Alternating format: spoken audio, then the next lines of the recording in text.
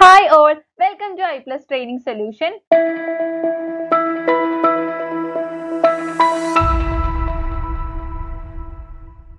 നമുക്കിന്ന് unit 1ലെ MCQs discuss ചെയ്യാം.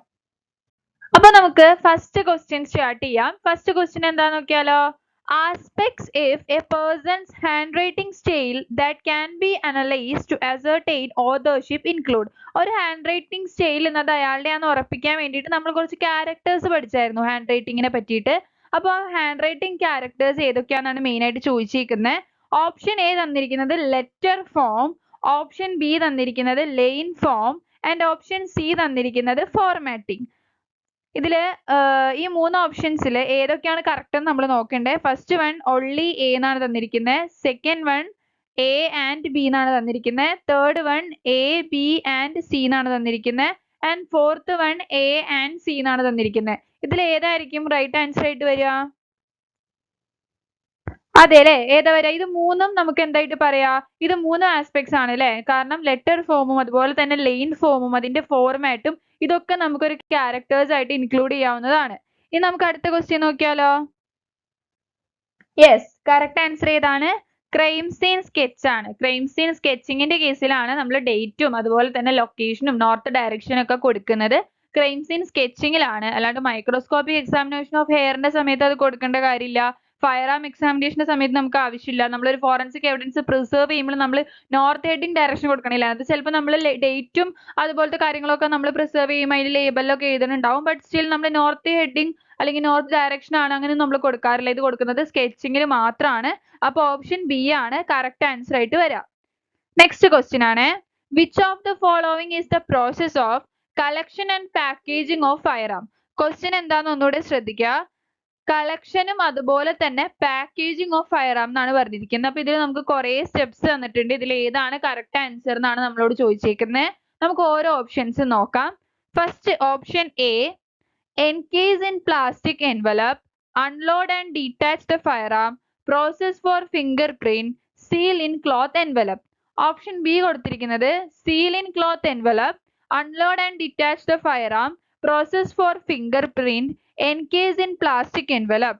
ഇനി ഓപ്ഷൻ സി കൊടുത്തിരിക്കുന്നതോ unload and detach the firearm, process of fingerprint, encase in plastic envelope, seal in cloth envelope. ഇനി option D എന്താ കൊടുത്തിരിക്കുന്നത്? Process for fingerprint, unload and detach the firearm, encase in plastic envelope, seal in cloth envelope. ഈ ക്വസ്റ്റിന്റെ പ്രത്യേകത എന്താണെന്ന് വെച്ചാൽ ചെറിയൊരു confusion ഉണ്ടാക്കും. കാരണം നമ്മൾ ഓൾമോസ്റ്റ് ഏത് എവിഡൻസ് കിട്ടിയാലും അതിൽ ബ്ലഡ് സ്റ്റെയിനോ ഫിംഗർ പ്രിന്റ് എന്തെങ്കിലും ഉണ്ടെങ്കിൽ ഫസ്റ്റ് അത് കളക്ട് ചെയ്യുക അല്ലെങ്കിൽ അതിൽ കോൺസെൻട്രേറ്റ് ചെയ്യാനാണ് പഠിച്ചിട്ടുള്ളത്. അപ്പോൾ ഇതിൽ ഏത് ഓപ്ഷൻ ആണ് കറക്റ്റ് എന്ന് വരുമ്പോൾ നമ്മൾ മിക്കവാറും ഫസ്റ്റ് എന്താ പറയുക ഫിംഗർ പ്രിന്റ് വരുന്നതായിരിക്കും കൂടുതലും സെലക്ട് ചെയ്യാൻ ചാൻസ്. പക്ഷെ ഇതിന്റെ ആൻസർ നോക്കിയേ, ആൻസർ ഏതാ വന്നിരിക്കുന്നത്? ഓപ്ഷൻ സി ആണ് ആൻസർ ആയിട്ട് വന്നിരിക്കുന്നത്. എന്ന് പറഞ്ഞാൽ ഫസ്റ്റ് തന്നെ ഫയർ ആം അൺലോഡ് ചെയ്യുക അല്ലെങ്കിൽ ഡിറ്റാച്ച് ചെയ്യുക, അതിനുശേഷം അതിലുള്ള ഫിംഗർ പ്രിന്റ് പ്രോസസ് ചെയ്യുക, അത് കഴിഞ്ഞിട്ട് അത് പ്ലാസ്റ്റിക് എൻവലപ്പിൽ എൻകേസ് ചെയ്ത് സീൽ ചെയ്യാന്നാ പറഞ്ഞിരിക്കുന്നത്. ഈ എൻകേസ് ചെയ്യുന്നത് അതുപോലെ തന്നെ സീൽ ചെയ്യുന്നത് നമുക്ക് ഈസി ആയിട്ട് എഴുതാൻ പറ്റും. നമുക്ക് ഡൗട്ട് വന്നത് ഫസ്റ്റും അതുപോലെ തന്നെ സെക്കൻഡ് ഓപ്ഷനിലാണ്. അപ്പൊ അത് എന്തുകൊണ്ടാന്ന് വെച്ച് കഴിഞ്ഞാൽ അതിന്റെ എക്സ്പ്ലനേഷൻ ഇതാണ്. Unloading should be done before finger printing because in very rare cases a loaded firearm can fire if it is a case of struck between if it is a case of struck bullet or have a very sensitive trigger mechanism. ചില സമയങ്ങളിൽ നമ്മൾ unloading ചെയ്തില്ല എന്നുണ്ടെങ്കിൽ ചിലപ്പോൾ അതിൽ നിന്ന് fire ഉണ്ടാവാനുള്ള chance ഉണ്ട്, അല്ലെങ്കിൽ അതിൽ നിന്ന് നമുക്ക് വീണ്ടും ഒരു ഷോട്ട് ഉണ്ടാവാനുള്ള ചാൻസ് ഉണ്ട്. കാരണം അതിൽ എന്തെങ്കിലും ബുള്ളറ്റ് സ്ട്രക്ക് അല്ലെങ്കിൽ ഭയങ്കര സെൻസിറ്റീവ് ആയിട്ടുള്ള ട്രിഗർ മെക്കാനിസം കാരണമൊക്കെ നമുക്ക് എന്തുണ്ടാവാനുള്ള ചാൻസ് ഉണ്ട്? വീണ്ടും ഒരു ഫയർ ഷോട്ട് ഉണ്ടാവാനുള്ള ചാൻസ് ഉണ്ട്. അതുകൊണ്ട് തന്നെ നമ്മൾ ഒരിക്കലും എന്ത് ചെയ്യരുത്, അൺലോഡ് ചെയ്യാണ്ട് വേറൊരു പരിപാടി ചെയ്യരുത്. ഫസ്റ്റ് തന്നെ നമ്മൾ അൺലോഡിംഗ് ആണ് ചെയ്യേണ്ടത്. കാരണം ഇൻ വെരി റെയർ കേസ് അത് ഒക്കർ ചെയ്യാൻ ചാൻസ് ഉണ്ട്. അങ്ങനെ എന്തെങ്കിലും ഉണ്ടായിക്കഴിഞ്ഞാൽ അത് ഒരുപാട് ഫെറ്റൽ ആവും. അപ്പൊ അതുകൊണ്ട് നമ്മൾ ഒരിക്കലും അങ്ങനെ ചെയ്യരുത്. ഫസ്റ്റ് തന്നെ അൺലോഡ് ചെയ്യുക, അത് കഴിഞ്ഞിട്ട് ഫിംഗർ പ്രിന്റ് പ്രോസസ് ചെയ്യുക, അത് കഴിഞ്ഞിട്ട് പാക്കേജിങ്ങും ലേബലിങ്ങും ഒക്കെ ചെയ്യുക. ഓക്കെ അല്ലേ? അപ്പൊ ഇതാണ് ആ ക്വസ്റ്റ്യൻ. ആ ക്വസ്റ്റ്യൻ വളരെ ഇമ്പോർട്ടന്റ് ആണ്. നമുക്കിനി അടുത്ത ക്വസ്റ്റ്യൻ നോക്കാം. 3D tool marks can be best preserved by. Question ഇതാണ്, 3D ടൂൾ മാർക്സ് നമുക്ക് ഏത് ഒരു മെത്തേഡിലാണ് നല്ലപോലെ പ്രിസർവ് ചെയ്യാൻ പറ്റുക എന്നാണ് ചോദിച്ചിരിക്കുന്നത്. നമ്മൾ ടൂൾ മാർക്ക് പ്രിസർവേഷനിൽ മെയിൻ ആയിട്ട് രണ്ട് കാര്യങ്ങളാണ് പഠിച്ചത്. ഏതാന്ന് ഓർക്കുന്നുണ്ടോ? അതെ, കാസ്റ്റിംഗും ഡോക്യുമെന്റേഷനും. അപ്പൊ നമുക്ക് ഇതിൽ ഓപ്ഷൻസ് നോക്കാം. ഓപ്ഷൻ എ എസ്ഡേ ആണ്, option B casting, option C dusting and option D photography. അപ്പോൾ നമുക്കറിയാം എസ്ഡ എന്ന് പറഞ്ഞു കഴിഞ്ഞാൽ അത് നമ്മൾ കൂടുതലും എന്താ പറയാ ഹാൻഡ് റൈറ്റിംഗിലൊക്കെ യൂസ് ചെയ്യുന്നതാണ്, അല്ലെങ്കിൽ ഇന്റന്റഡ് ഹാൻഡ് റൈറ്റിംഗിലൊക്കെ യൂസ് ചെയ്യുന്നതാണ് എസ്ഡ എന്ന് പറയുന്നത് കണ്ടുപിടിക്കാൻ വേണ്ടിയിട്ട്. And in case of casting എന്ന് പറഞ്ഞാൽ നമ്മൾ ടൂൾ മാർക്സിലൊക്കെ യൂസ് ചെയ്യുന്നത് തന്നെയാണ്. ഡസ്റ്റിംഗ് മെയിൻ ആയിട്ട് ഫിംഗർ പ്രിന്റ് അതുപോലത്തെ ഇതിലാണ് നമ്മൾ ഉപയോഗിക്കുക. ഫോട്ടോഗ്രാഫി നമ്മൾ അത്യാവശ്യം എല്ലാ എവിഡൻസസിലും യൂസ് ചെയ്യും. അപ്പൊ ഇവിടെ ക്വസ്റ്റ്യനിൽ പറഞ്ഞിരിക്കുന്ന 3D ടൂൾ മാർക്ക് എന്നാണ്. 3D ടൂൾ മാർക്ക് എന്ന് പറയുമ്പോൾ 3 ഡയമെൻഷനൽ ആയിട്ടുള്ള ടൂൾ മാർക്ക് ആ ഒരു ഷേപ്പിലും സൈസിലും ഒക്കെ നമുക്ക് ഏത് മെത്തേഡ് വഴിയാണ് പ്രിസർവ് ചെയ്യാൻ പറ്റുക, അതാണ് ഏറ്റവും ബെസ്റ്റ് ഏതാണെന്ന് ചോദിച്ചേക്കുന്നത്. നമുക്ക് 2 ഡൗട്ട് വരാം. ഓപ്ഷൻ ബി കാസ്റ്റിംഗും അതുപോലെ തന്നെ ഓപ്ഷൻ ഡി ഫോട്ടോഗ്രാഫിയും. ഈ 2 കാര്യങ്ങളാണ് നമുക്ക് ഡൗട്ട് വരാം. അപ്പൊ ഓപ്ഷൻ ബി കാസ്റ്റിംഗ് എന്ന് പറയുമ്പോൾ അതിനകത്ത് നമുക്ക് 3D ആയിട്ട് തന്നെ എന്ത് ചെയ്യാൻ പറ്റും, അത് പ്രിസർവ് ചെയ്യാൻ പറ്റും. But in case of photography എങ്ങനെയാണ്, നമുക്ക് 2 ഡയമെൻഷനൽ ഇമേജ് കിട്ടുള്ളൂ അല്ലെ. അപ്പൊ ഇതിന്റെ കറക്റ്റ് ആൻസർ ഏതാ വരിക? യെസ്, ഓപ്ഷൻ ബി കാസ്റ്റിംഗ് ആയിരിക്കും റൈറ്റ് ആൻസർ. നമുക്ക് അടുത്ത ക്വസ്റ്റ്യൻ നോക്കാം. Which of the following is individual evidence? Individual evidence എന്ന് പറഞ്ഞാൽ ഇൻഡിവിജ്വാലിറ്റി പ്രൂവ് ചെയ്യാൻ പറ്റുന്ന ഒരു എവിഡൻസ് ഇതിൽ ഏതാണെന്ന്.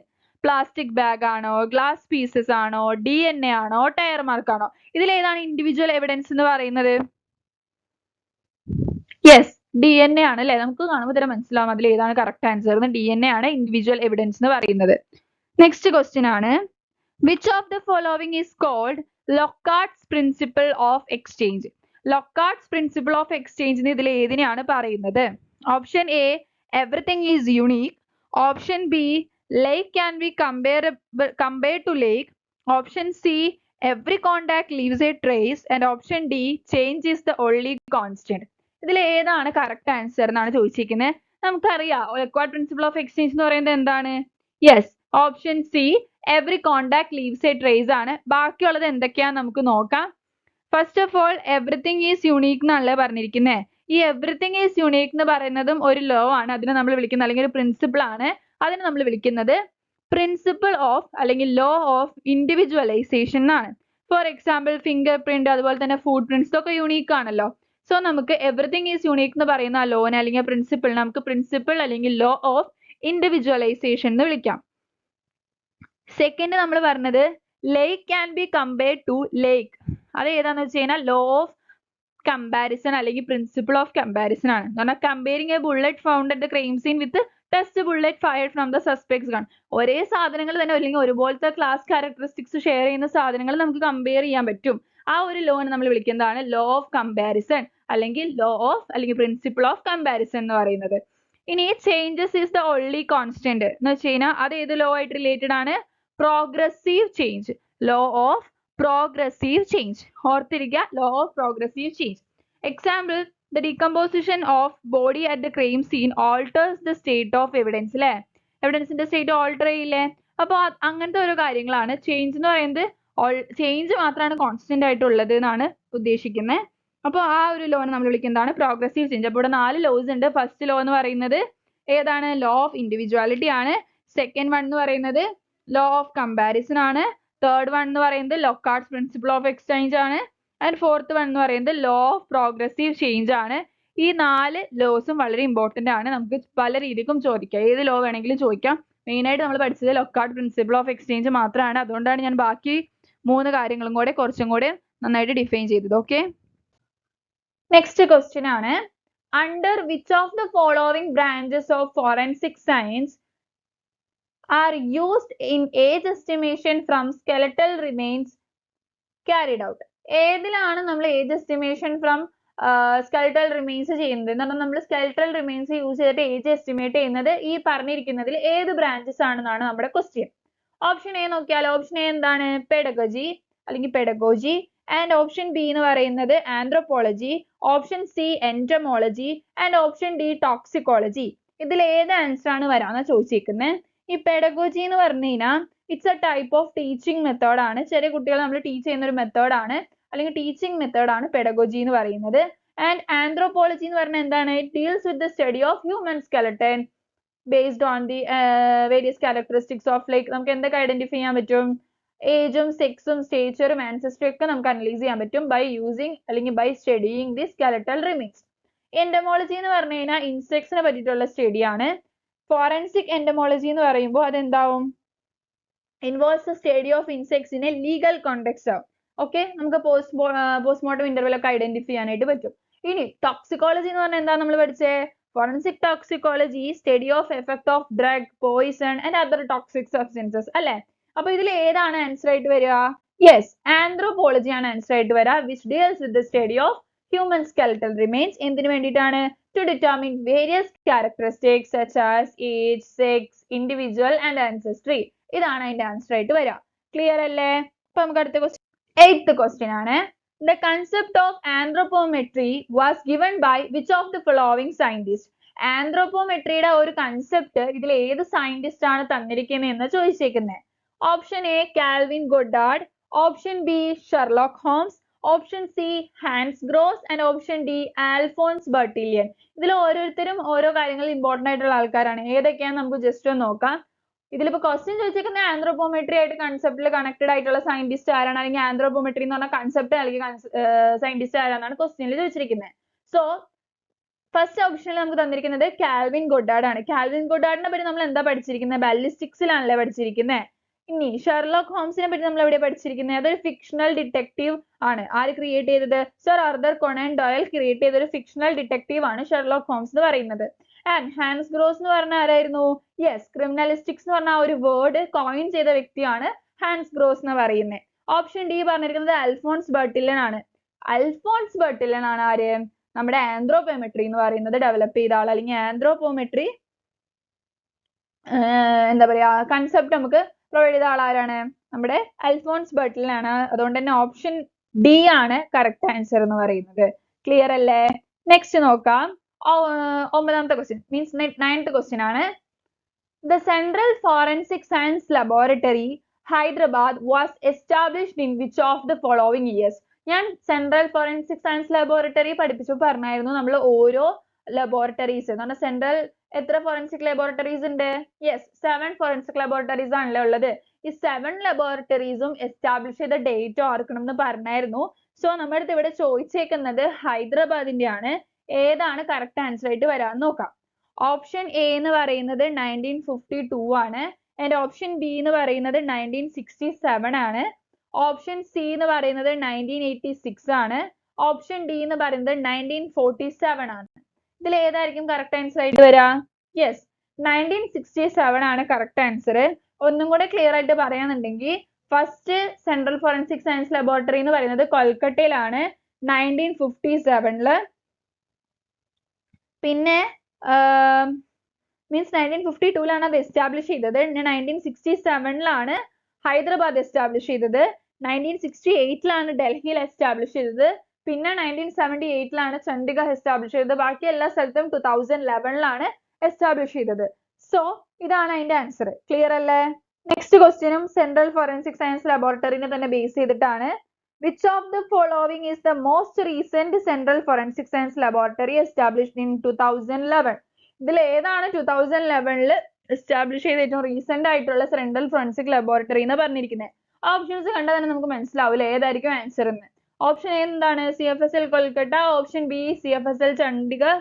Option C CFSL Mumbai. And option D CFSL Guwahati. ഏതായിരിക്കും ആൻസർ വരാ? യെസ്, CFSL ഗുവാഹത്തി ആണ് കറക്റ്റ് ആൻസർ എന്ന് പറയുന്നത്. ക്ലിയർ അല്ലേ? അടുത്ത ക്വസ്റ്റ്യൻ നോക്കാം. The government examiner of question document GEQD was shifted to 1906 in which of the following places? ഇത് പഠിപ്പിച്ചപ്പോഴും ഞാനിത് വളരെ ഇമ്പോർട്ടന്റ് ആണെന്ന് പറഞ്ഞിരുന്നു. ഏതാണ് ആൻസർ വരിക? ഓപ്ഷൻ എ മുംബൈ ആണ്. Option B Shimla. Option C Chandigarh. And option D Delhi. ഏതാണ് correct answer? Yes, option B ഷിംലയാണ് കറക്റ്റ് ആൻസർ. ഈ ക്വസ്റ്റ്യൻ നമ്മൾ ഐ തിങ്ക് യൂണിറ്റ് എടുത്ത സമയത്തും ലാസ്റ്റ് ക്വസ്റ്റ്യൻസിൽ ഷെയർ ചെയ്തതാണ്. ഇതുപോലത്തെ വേറൊരു ടൈപ്പ് ക്വസ്റ്റ്യൻ. സോ വളരെ ഇമ്പോർട്ടന്റ് ആണ്. നെക്സ്റ്റ് നോക്കാം. The National Crime Record Bureau was started under the Ministry of Home Affairs in which of the following years? Question എന്താ പറഞ്ഞിരിക്കുന്നത്? നാഷണൽ ക്രൈം റെക്കോർഡ് ബ്യൂറോ എന്ന് പറഞ്ഞാൽ NCRB എന്നാണ് സ്റ്റാർട്ട് ചെയ്തത് എന്നാണ് ചോദിച്ചിരിക്കുന്നത്. എന്നാ സ്റ്റാർട്ട് ചെയ്തത്? ഓപ്ഷൻ എ കൊടുത്തിരിക്കുന്നത് 1947 ആണ്. ഓപ്ഷൻ ബി കൊടുത്തിരിക്കുന്നത് 1968 ആണ്. ഓപ്ഷൻ സി കൊടുത്തിരിക്കുന്നത് 1986 ആണ്. ആൻഡ് ഓപ്ഷൻ ഡി കൊടുത്തിരിക്കുന്നത് 1925 ആണ്. ഇതിൽ ഏതാണ് കറക്റ്റ് ആൻസർ ആയിട്ട് വരിക? യെസ്, ഓപ്ഷൻ സി ആണ് കറക്റ്റ് ആൻസർ ആയിട്ട് തന്നെ 1986. ക്ലിയർ അല്ലേ? അടുത്ത ക്വസ്റ്റ്യൻ നോക്കാം. Examination of soil is carried out in which of the following forensic laboratory division? ഈ ഓപ്ഷൻസിൽ തന്നിരിക്കുന്ന ഏത് ഫോറൻസിക് സയൻസ് ലബോറട്ടറി ഡിവിഷനിലാണ് നമ്മൾ സോയിലിന്റെ എക്സാമിനേഷൻ ക്യാരി ഔട്ട് ചെയ്യുന്നതെന്നാണ് ചോദിച്ചേക്കുന്നത്. സോ ഓപ്ഷൻസ് നോക്കാം. Option A serology and biology, option B ballistics, option C physics, option D narcotics. ഇതിൽ ഓപ്ഷൻ എ എന്ന് പറയുന്നത് serology and biology, body fluids ഒക്കെ ബേസ് ചെയ്തിട്ടുള്ള കാര്യങ്ങളാണ് അല്ലെ. ഓപ്ഷൻ ബി എന്ന് പറയുന്നത് ബാലിസ്റ്റിക്സ്, ഫയർ ആർംസിന്റെ പാർട്ട്, അമ്യൂണീഷൻ ഒക്കെ ബേസ് ചെയ്തിട്ടാണ്. ആൻഡ് ഇൻ കേസ് ഓഫ് ഫിസിക്സിൽ എന്താ നമ്മൾ പഠിക്കാറ്? ഫിസിക്സിലായിരിക്കും ഈ സോയിൽ വരാം. അതെ, ഫിസിക്സിലാണ് സോയിൽ അനാലിസിസ് എന്ന് പറഞ്ഞാൽ അനാലിസിസ് ഓഫ് സോയിലിന്റെ ടെക്സ്ചർ, കളറ്, മിനറൽ കണ്ടന്റ് ഒക്കെ നമ്മൾ യൂസ് ചെയ്യുന്നത്, ഒക്കെ നമ്മൾ ഇൻസ്ട്രുമെന്റേഷൻ അനാലിസിസ് വഴി കണ്ടുപിടിക്കുന്നത് ഫിസിക്സിലാണ്.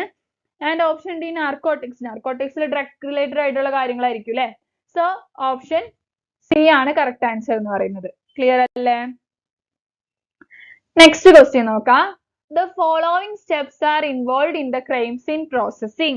ഇതില് നമുക്ക് കുറച്ച് ക്രൈം സീനിലെ പ്രോസസ്സസ് തന്നിട്ടുണ്ട്. ഞാൻ ക്രൈം സീനിൽ 7 സ്റ്റെപ്സ് പഠിപ്പിച്ചിരുന്നു.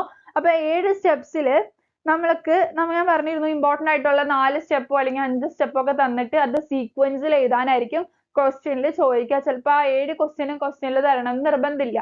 സോ അതുപോലത്തെ ഒരു ക്വസ്റ്റ്യൻ ആണ് ഇവിടെ ചോദിച്ചിരിക്കുന്നത്. നമുക്ക് 4 കാര്യങ്ങൾ ഏതൊക്കെയാ അല്ലെങ്കിൽ 4 സ്റ്റെപ്സ് ഏതൊക്കെയാ നോക്കാം. First one, packaging of evidence. Second one, collection of evidence. And third one, securing of crime scene.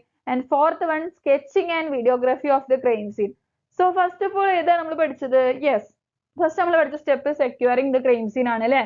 Second scanning ആണ് പഠിച്ചത്. പിന്നെ നമ്മൾ പഠിച്ചിരുന്നു സ്കാനിങ്. അപ്പൊ സ്കാനിങ് ഒന്നും ഇതിലില്ല. അപ്പൊ ഇതിലുള്ളത് വെച്ച് സെക്കൻഡ് ഏതാണെന്ന് നോക്കിയേ. സ്കെച്ചിങ് ആൻഡ് വീഡിയോഗ്രഫി ആവാം അല്ലെ. പിന്നെയോ കളക്ഷൻ ഓഫ് എവിഡൻസ് ആവാം. അത് കഴിഞ്ഞിട്ട് പാക്കേജിങ് ആവാം. അങ്ങനെ നമ്മുടെ ഒരു ഊഹ അനുസരിച്ചാണെന്നുണ്ടെങ്കിൽ 3ഉം 4ഉം 2ഉം 1ഉം ആണ് കറക്റ്റ് ആൻസർ ആയിട്ട് വേണ്ടത്. നമുക്ക് നോക്കാം. ഓപ്ഷൻ എ എന്ന് പറയുന്നത് 3, 4, 2, 1 ആണ്. ഓപ്ഷൻ ബി എന്ന് പറയുന്നത് 2, 3, 1, 4 ആണ്. ഓപ്ഷൻ സി എന്ന് പറയുന്നത് 1, 3, 4, 2 ആണ്. ഓപ്ഷൻ ഡി എന്ന് പറയുന്നത് 3, 1, 2, 4 ആണ്. ഇതിൽ ഏതായിരിക്കും കറക്റ്റ് ആൻസർ ആയിട്ട് വരിക? യെസ്, ഓപ്ഷൻ എ ആണ് കറക്റ്റ് ആൻസർ. നമ്മൾ പറഞ്ഞത് തന്നെയാണ് കറക്റ്റ് ആൻസർ. ആദ്യം എന്ത് ചെയ്യുക? സെക്യൂർ ചെയ്യുക, സ്കെച്ചിങ്, കളക്ഷൻ, പാക്കേജിങ്. ക്ലിയർ അല്ലേ? അടുത്ത ക്വസ്റ്റ്യൻ നോക്കാം. After A culprit murders A person in A house and then burns the body in a forest miles away from the house, what is the crime scene where the body is burned called? അല്ലെങ്കിൽ what is the crime scene where the body is burned called എന്നാണ് ചോദിച്ചിരിക്കുന്നത്. എന്ന് വെച്ചാൽ ഒരു murder നടത്തി, വീട്ടിലാണ് murder നടത്തിയത്. എന്നിട്ട് ആ ബോഡി ഫോറസ്റ്റ് മൈൽസിൽ പോയിട്ട്, എന്ന് പറഞ്ഞാൽ ഒരുപാട് ദൂരമുള്ള ഫോറസ്റ്റ് പോയിട്ട് എന്ത് ചെയ്തു? ബേൺ ചെയ്തു. അങ്ങനെയാണെന്നുണ്ടെങ്കിൽ ആ ബേൺ ചെയ്ത ക്രൈം സീൻ എന്ന് പറയുന്നത് ഏത് ടൈപ്പ് ഓഫ് ക്രൈം സീൻ ആണെന്നാണ് ചോദിച്ചിരിക്കുന്നത്. നമ്മൾ ക്രൈം സീൻ 2 വട്ടം പഠിച്ചിട്ടുണ്ട്. മീൻസ് 2 ടൈപ്പ് ആയിട്ട് ക്ലാസിഫൈ ചെയ്തിട്ടുണ്ടായിരുന്നു. ഫസ്റ്റ് ഓഫ് ഓൾ അത് ഏതൊക്കെയായിട്ടാണ് ക്ലാസിഫൈ ചെയ്ത് നമ്മള്? ഇൻഡോറും ഔട്ട്ഡോറും കൺവെയൻസും. ഇൻഡോർ എന്ന് പറഞ്ഞാൽ എന്തായിരുന്നു നമ്മൾ പഠിച്ചത്? അകത്ത് നടക്കുന്ന ക്രൈം സീൻസ് എന്ന് പറഞ്ഞാൽ റൂമോ അല്ലെങ്കിൽ ഒരു ഓഫീസോ അല്ലെങ്കിൽ പർട്ടിക്കുലർ ബൗണ്ടറിയുടെ ഉള്ളിൽ നടക്കുന്നതിനെയാണ് നമ്മൾ ഇൻഡോർ ക്രൈം സീൻസ് എന്ന് പഠിച്ചത്. അത് അത്ര ചാലഞ്ചിങ് ആയിട്ടുള്ള ഒരു ക്രൈം സീൻ അല്ല നമ്മൾ പഠിച്ചത് ബാക്കി വെച്ച് കമ്പയർ ചെയ്യുമ്പോൾ. ആൻഡ് ഔട്ട്ഡോർ എന്ന് പറഞ്ഞു കഴിഞ്ഞാൽ ഫോറസ്റ്റ് അതുപോലെയുള്ള ഒരു വലിയ സ്ഥലങ്ങൾ നടക്കുന്ന ക്രൈം സീൻസിനെയാണ് നമ്മൾ ഔട്ട്ഡോർ ക്രൈം സീൻ എന്ന് വിളിച്ചത്. പിന്നെ നമ്മൾ കൺവെയൻസ് എന്ന് പറഞ്ഞാൽ ട്രാൻസ്പോർട്ട് ഒക്കെ ചെയ്യുന്ന സമയത്ത് ഉണ്ടാവുന്ന, ലൈക് ട്രെയിനിൽ നിന്നൊക്കെ മോഷണം ഉണ്ടാവുന്ന, മൂവ് ചെയ്തുകൊണ്ടിരിക്കുന്ന സമയത്തൊക്കെ മോഷണം നടക്കുമല്ലോ. അപ്പൊ അതിനൊക്കെ നമ്മൾ കൺവെയൻസ് ക്രൈം സീൻ എന്ന് പഠിച്ചു. അതല്ലാണ്ട് പിന്നെ നമ്മൾ പഠിച്ചു പൊസിഷൻ അനുസരിച്ച് എവിടെയാണ് ക്രൈം സീൻ ഒക്കർ ചെയ്തത് അല്ലെങ്കിൽ ക്രിമിനൽ ആക്ടിവിറ്റി ഒക്കർ ചെയ്തത് അതനുസരിച്ച് നമ്മൾ എന്ത് പഠിച്ചായിരുന്നു? ക്രൈം സീനിനെ ക്ലാസിഫൈ ചെയ്തായിരുന്നു. അങ്ങനെ നമ്മൾ ക്രൈം സീനിനെ ക്ലാസിഫൈ ചെയ്തത് മെയിൻ ആയിട്ട് 2 ടൈപ്പ് ആയിരുന്നു. ഏതൊക്കെയായിരുന്നു? പ്രൈമറി ക്രൈം സീനും അതുപോലെ തന്നെ സെക്കൻഡറി ക്രൈം സീനും ആണ് നമ്മൾ അതിനെ ഡിഫൈൻ ചെയ്തത്. പ്രൈമറി ക്രൈം സീൻ എന്ന് പറഞ്ഞാൽ എന്താ നമ്മൾ പറഞ്ഞത്?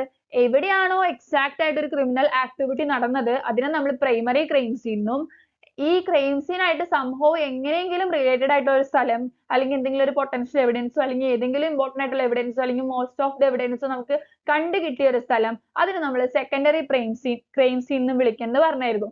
അപ്പോൾ ഇതിൽ ഏതാണ് ഇതിൽ വരിക? ഇവിടെ വരിക അല്ലെങ്കിൽ ഇവിടെ ഏതായിരിക്കും ആൻസർ വരിക എന്നാണ് ചോദിച്ചിരിക്കുന്നത്. ക്വസ്റ്റ്യൻ ഒന്നുകൂടെ പറയാം. ഒരാൾ എന്ത് ചെയ്തു, ഒരാളെ മർഡർ ചെയ്തു ഒരു വീട്ടില്. എന്നിട്ട് ആ ബോഡി എടുത്ത് ഫോറസ്റ്റിൽ കൊണ്ടുപോയി കത്തിച്ചു. ഈ കത്തിച്ച സ്ഥലം ഏത് ടൈപ്പ് ഓഫ് ക്രൈം സീൻ ആണെന്നാണ് ചോദിച്ചിരിക്കുന്നത്. Option A primary crime scene, option B duplicate crime scene, option C secondary crime scene, option D living crime scene. ഏതാണ് ആൻസർ ആയിട്ട് വരിക? അതെ അല്ലേ, ഓപ്ഷൻ സി ആണ് കറക്റ്റ് ആൻസർ ആയിട്ട് വരിക, സെക്കൻഡറി ക്രൈം സീൻ. കാരണം എന്താണ്, ഒറിജിനൽ ആയിട്ട് ക്രൈം നടന്നത് ഫോറസ്റ്റിലാണോ? അല്ല. അവിടെ പക്ഷെ നമുക്ക് എവിഡൻസ് ഉണ്ട്, ബോഡി ഉണ്ട് അല്ലെ. ബോഡി എന്ന് പറയുന്നത് നമുക്ക് ഒരു എവിഡൻസ് തന്നെയല്ലേ, ഡെഡ് ബോഡി എന്ന് പറയുന്നത്. സോ അതുകൊണ്ട് നമ്മൾ അതിനെ സെക്കൻഡറി ക്രൈം സീൻ എന്നാണ് വിളിക്കുക.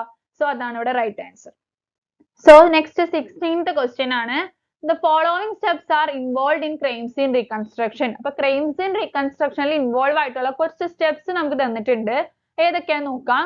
ഫസ്റ്റ് കൺജക്ചർ ആണ്, second testing and theory formulation, third one data collection and fourth one hypothesis testing. ഇതിപ്പോ 4 കാര്യങ്ങൾ നമുക്ക് തന്നിട്ടുണ്ട് ക്രൈം സീൻ റീകൺസ്ട്രക്ഷനിൽ. നമുക്ക് എന്തായാലും ക്വസ്റ്റ്യൻ നോക്കാം. Which of the following sequence is correct beginning from the first step? First സ്റ്റെപ്പിനെ correct ആയിട്ട് നമ്മളോട് സീക്വൻസിൽ എഴുതാനായിട്ടാണ് പറഞ്ഞിരിക്കുന്നത്. ഓപ്ഷൻസ് നോക്കാം. ഓപ്ഷൻ എ എന്ന് പറയുന്നത് 3 1 2 4, option B 3 4 1 2, option C 3 1 4 2, option D 1 3 2 4. So നമുക്ക് ഇതിൽ ഏത് ആൻസർ നോക്കാം. അതിന് മുന്നേ എന്താണ് കൺജക്ചർ എന്നൊക്കെ നമുക്ക് നോക്കാം അല്ലെ. അപ്പൊ നമുക്കറിയാം റീകൺസ്ട്രക്ഷൻ ഓഫ് ക്രൈം സീനിൽ ഫസ്റ്റ് നമ്മൾ എന്താ ചെയ്യുക, നമുക്കുള്ള എല്ലാ അവൈലബിൾ ആയിട്ടുള്ള ഡാറ്റാസ് മൊത്തം കളക്ട് ചെയ്യും. എവിഡൻസസ് ആയാലും വിറ്റ്നസ് സ്റ്റേറ്റ്മെന്റ് ആയാലും ഓട്ടോപ്സി റിപ്പോർട്ട്സ് ആയാലും ഡോക്യുമെന്റേഷൻ മെത്തേഡ്സ് ആയിട്ടുള്ള ഫോട്ടോഗ്രാഫി, സ്കെച്ചിങ്, ഇതൊക്കെ വെച്ചിട്ട് നമ്മൾ അത്യാവശ്യം ഡാറ്റ മൊത്തം കളക്ട് ചെയ്യും. എന്നിട്ട് നമ്മൾ എന്ത് ചെയ്യും, ഒരു കോൺജക്ചേഴ്സ് അല്ലെങ്കിൽ കൺജക്ചേഴ്സ് എന്ത് ചെയ്യും, ഫോം ചെയ്യും. കൺജക്ചേഴ്സ് എന്ന് പറഞ്ഞാൽ initial interpretation of why might have been happened. എന്തായിരിക്കും സംഭവിച്ചിട്ടുണ്ടാവാന്ന് പറഞ്ഞാൽ നമ്മുടെ ഒരു ഇന്റർപ്രിട്ടേഷൻ ഉണ്ടാവും. എവിഡൻസ് ഒക്കെ വെച്ചിട്ട് ഒരു ഇന്റർപ്രിട്ടേഷൻ നടത്തും, എന്തായിരിക്കും ഉണ്ടായിട്ടുണ്ടാവാന്ന്. പക്ഷെ നമ്മൾ കറക്റ്റ് ആയിട്ട് ടെസ്റ്റ് ചെയ്തിട്ടില്ല, അതൊരു പ്രിസംപ്റ്റീവ് ആയിട്ടുള്ള എന്താ പറയാ ഇന്റർപ്രിട്ടേഷൻ മാത്രമാണ്. ഓക്കെ. എന്നിട്ട് നമ്മൾ എന്ത് ചെയ്യും, ഒരു ഹൈപ്പോതെസിസ് ക്രിയേറ്റ് ചെയ്യും.